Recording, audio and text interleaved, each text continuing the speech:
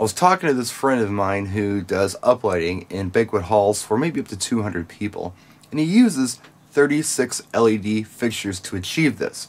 And I said to him, look, with 36 fixtures you can't possibly be creating focal point in a room anywhere. All you're really doing is evenly spacing 36 fixtures around the room and essentially creating a blue room.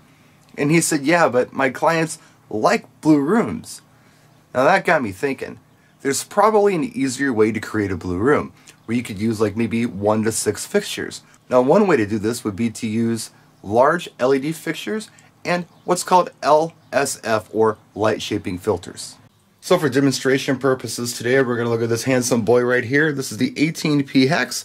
It has 18 12-watt hex LEDs inside, so you get red, green, blue, amber, white, and UV.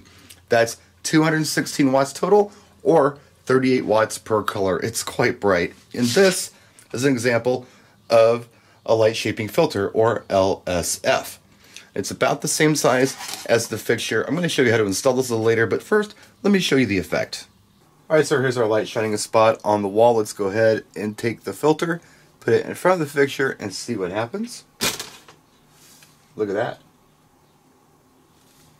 Alright, so we're in my backyard. It's a little after 4 in the morning. The sun's coming up over the lake real quick. Here's our fixture. I'm going to go ahead and turn it on and give you a color. Look at that white. You can see that 25-degree spot hitting the things that it's hitting, creating kind of a circle. Notice to the right of the screen, it's pretty dark. Now let's go ahead and add our light shaping filter to the front of this fixture and see what happens. Look at that. Everything's lit up. You can see the fence just fine.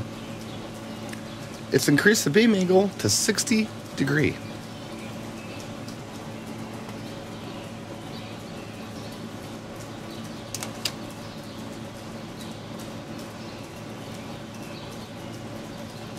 So if you like the light shaping filter option and you want to use it, on most of these LED fixtures you get a gel casing like this.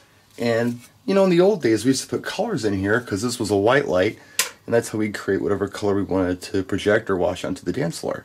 Now today we can use these for the light shaping filters. Now these come in all kinds of different shapes and sizes. This is a square. You can get these in rolls as well. So all you have to do is cut it to fit. And in this case, look at that. It's almost made for it, but what I want to do is just cut the corners off here to neaten it up a little bit.